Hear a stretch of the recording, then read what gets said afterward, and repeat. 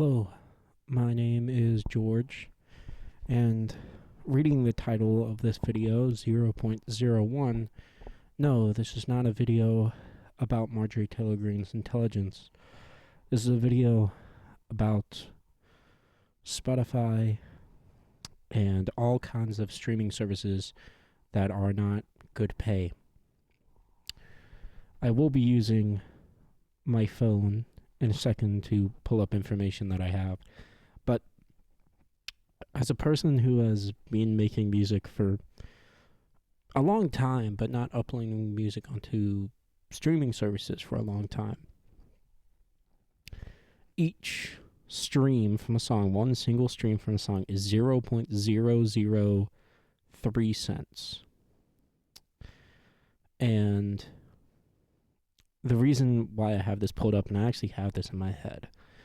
So, if there is one person listening to your song on repeat for 24 hours, and it's a 4-minute song, that means that that song will have 360 streams in a 24-hour period. And that basically means that that song, based on it being 0.03 cents per song, 0.003 cents per song, that song will make about $1.08, which at the same time, I kind of understand people's perspective or idea in this kind of thing of, well, it's only 360 streams.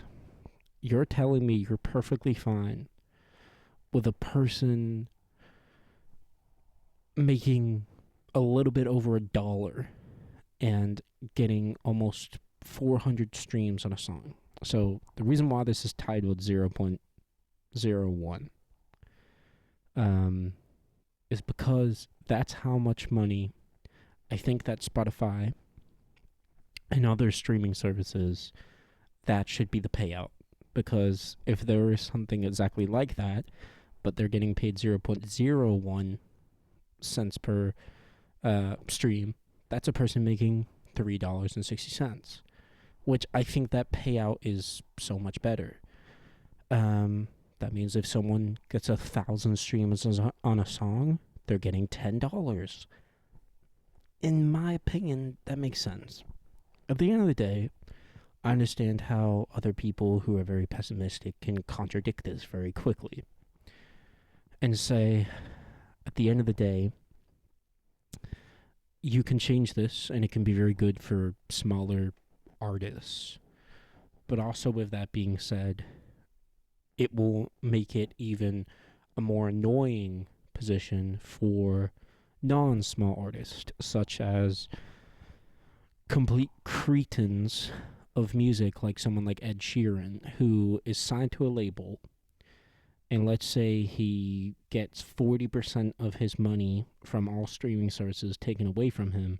He still has like 70 million monthly listeners. So again, if he's getting 0.01 cents every single stream he gets, also just to mention this as well, to make you understand how much money celebrities get, or musicians that are super famous get.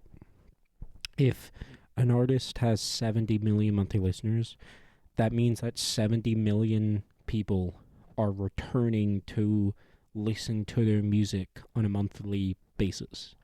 And let's say that out of those 70 million people, on average, they listen to the same song or the same couple of songs about 2.5 times.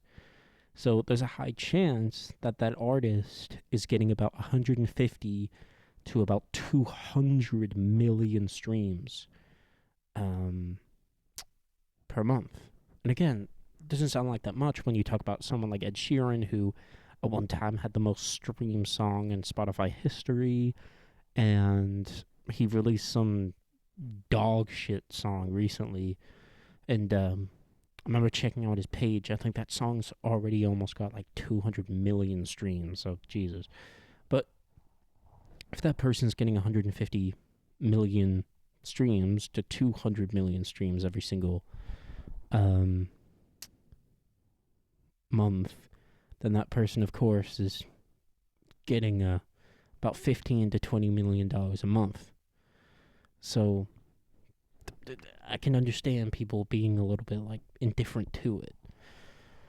But the reason why I mention it is because of those type of things where I've been recently doing math on if I know that sounds very stupid to say I've been recently doing math, but if there is one person listening to a 4-minute song 24 hours every single day, it will take that song about 280 days to get 100,000 streams. It will take that song almost a whole year. Understand it's not, it's about 8 months. But it will take that long for that song to get 100,000 streams. And, of course, my math is not directly that well. But that song getting that many streams will equal $300. Again, I might be doing my math wrong. It might be 0.3. Even though that looks like bullies. It's $3,000. I don't know. But because I don't have a lot of storage on my phone, I've got my notes pulled up. So, yeah, let's look into this. So,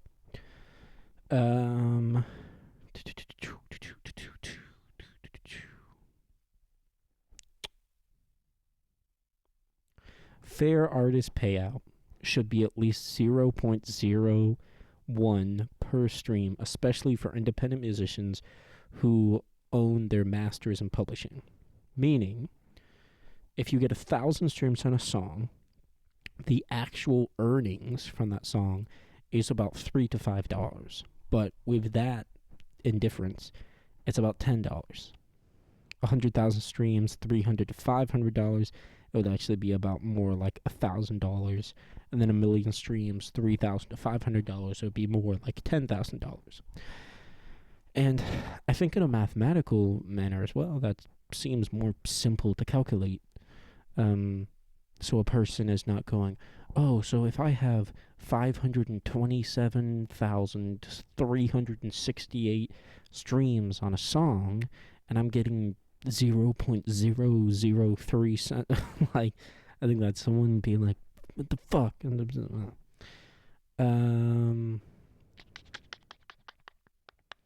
I will say, I love Spotify. I've been using Spotify my entire life, but also the reason I was mentioning this is because I think greatly and amazingly there has been amazing protests in this country in the most recent years and also most recent months. And we have seen possible changes in the world.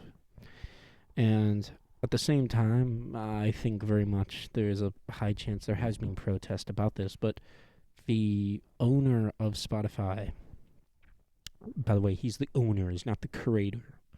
The owner of Spotify is worth about $4-5 billion. And I find that absolutely ridiculous. And I think when you look even more into the numbers, Spotify as a company makes exceedingly amounts of money. So again, this is my overall goal in this small little segment or conversation.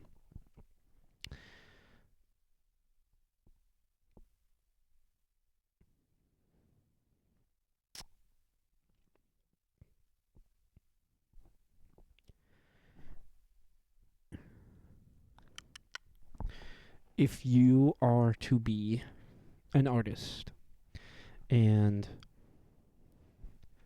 that is your overall goal in life,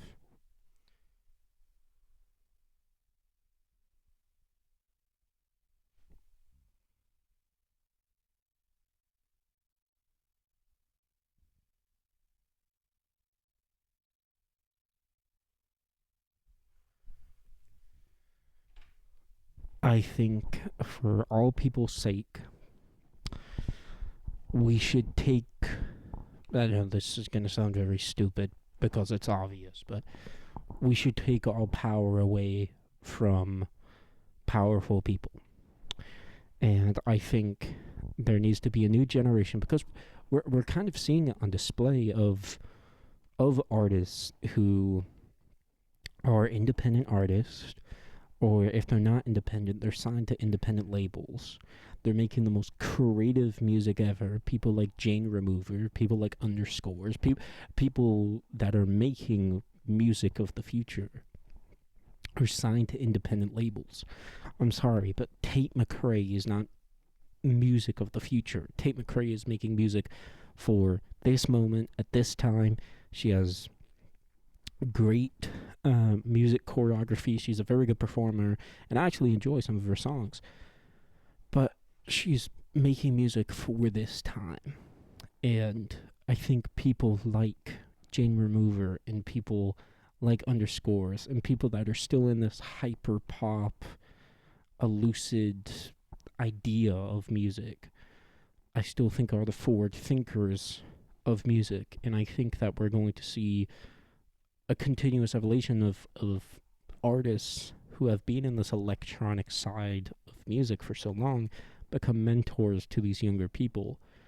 And we're not going to see it, and that's why I think people deserve to hate people like Drake and Ed Sheeran and these poppy fuck faces that know that they're minutely talented. And like Ed Sheeran's a talented person, but his music literally sounds like what people think Merzbow is going to do to you. I feel like I could listen to Merzbow and fall asleep. I feel like if I listened to Ed Sheeran, I would pull my hair out. So it's those type of complications in music where I think continuously we're seeing people go, oh, I think this is the new genre of music. I think this is the new future of music. Oh, I think this is the new element that's going to be the future of music for the next 5 years. I'm sorry, but hip-hop is still the biggest genre in music. We're seeing somewhat of a resurgence of rock music, but the resurgence of rock music we're seeing is punk, alternative rock, bands like Turnstile, bands like Mannequin Pussy, bands like King Gizzard and the Lizard Wizard, stuff like that. Like Lord literally just released like an experimental electronic album. Like what? Like what are we talking about? Like it's so ridiculous. But again, I think people have this idea and this concept that they can tell, oh, this is the new genre of music. Oh, this is going to be the future of music. No, the fuck it's not. Hyperpop came out of nowhere, has still existed in the bottom grounds of music. Sorry for the voice crack.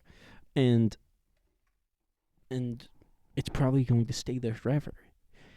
And I think that's the main concern is this. Give your money to independent artists.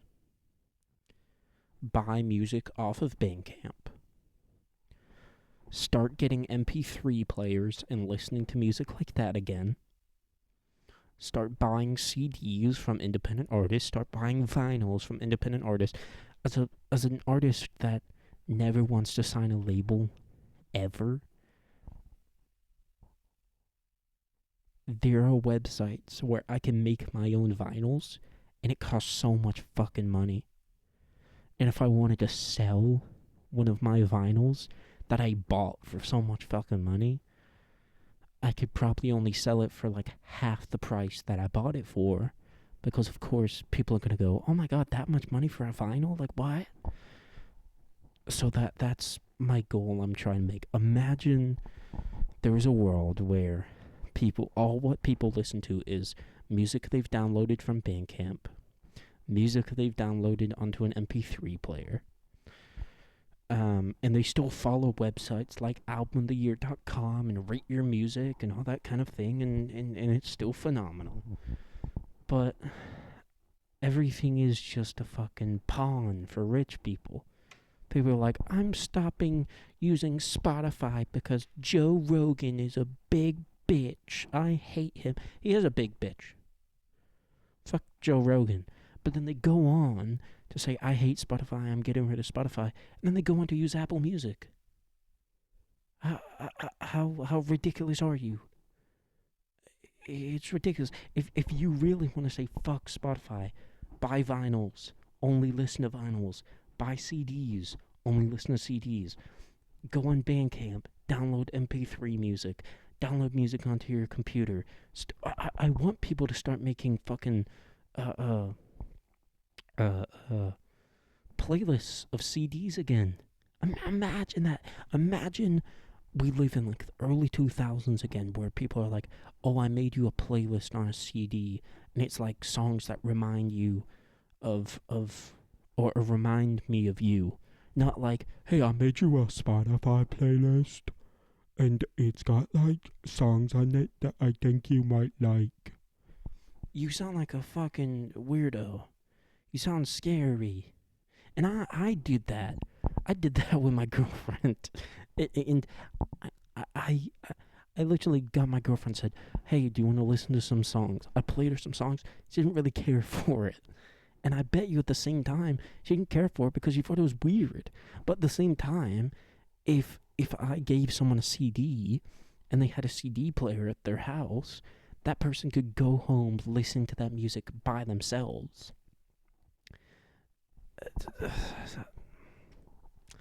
So, of course, this has turned into a rant of other things. But, yeah. I'll leave you with this. For an artist to be making the national American average yearly wage at a high expense of about $57,000, they have to have about 150,000 monthly listeners. And a person will hear that amount of monthly listeners and go, wait, I listen to a lot of artists that have 150,000 monthly listeners. But they fail to realize that still those artists are signed to labels. And those labels are taking 40, 50, maybe even 60 at some chances, percent of money away from them. And also it could be a band of 4 or 5 people making $57,000 a year. The band takes about 40% of the money. Let's say, round number, they're left with $30,000, and then they're left with $30,000 to split between 4 of them. That doesn't really work out. So again, this band, who has 150,000 monthly listeners, and again, stop talking about, oh, people go on tour. And that's where a lot of people get their money from, is like going on tour and all that kind of stuff. Still, if a band has 150,000 monthly listeners, that means that 150,000 people, on average, come back to listen to their music and listen to a song or 2 or 3 or 4 or 5 or 6 or 7 or 8 about 2 or 3 times every single month. So they're getting about 300,000 to 400,000 streams a month.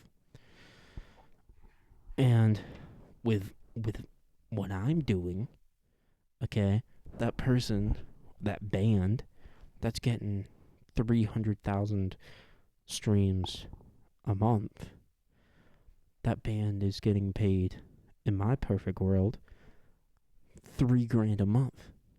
Still, that's hardly any money at all.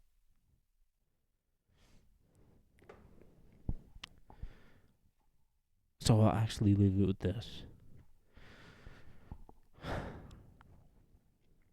Promote your music as much as you possibly can. Donate money to charities in which the payoff is people listening to your music. Send your music to Hive Mind. Send your music to other music channels. There are a multitude that I've been following since I was 15 and wasn't releasing music onto streaming services. Protest. Release music videos and visual content. It's one of the biggest pieces of advice that I'll give you. One thing I want to put in my songs is should I post more things on the internet so people can make informational things about me? There's an artist from North Carolina. He kind of makes music like Eric Doa.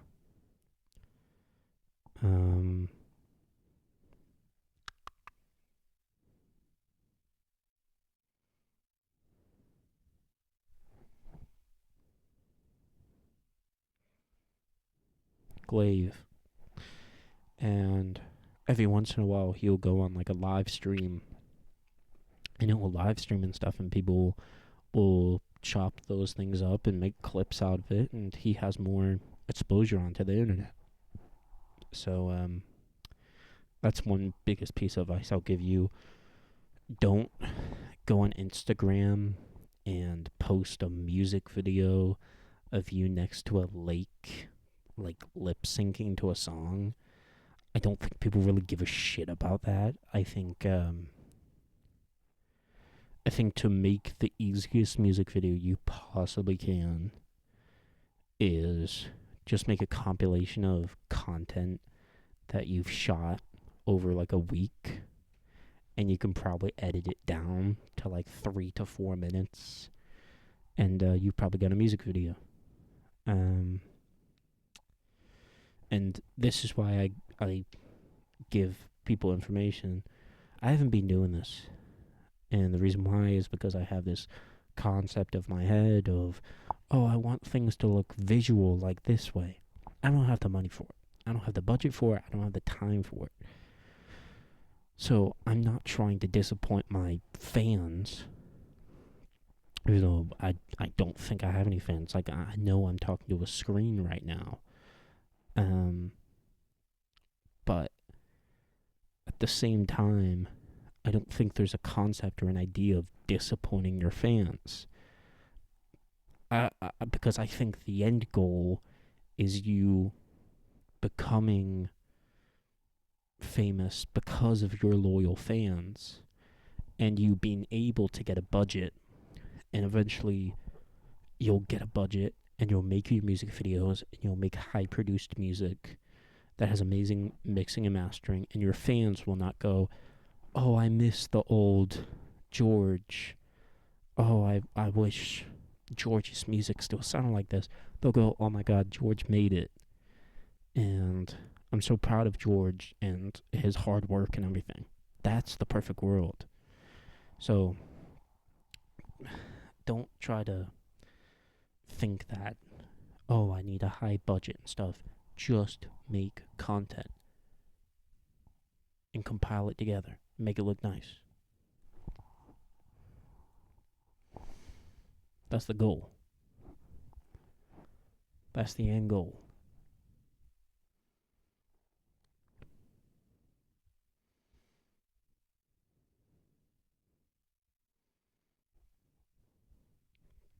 Thank you.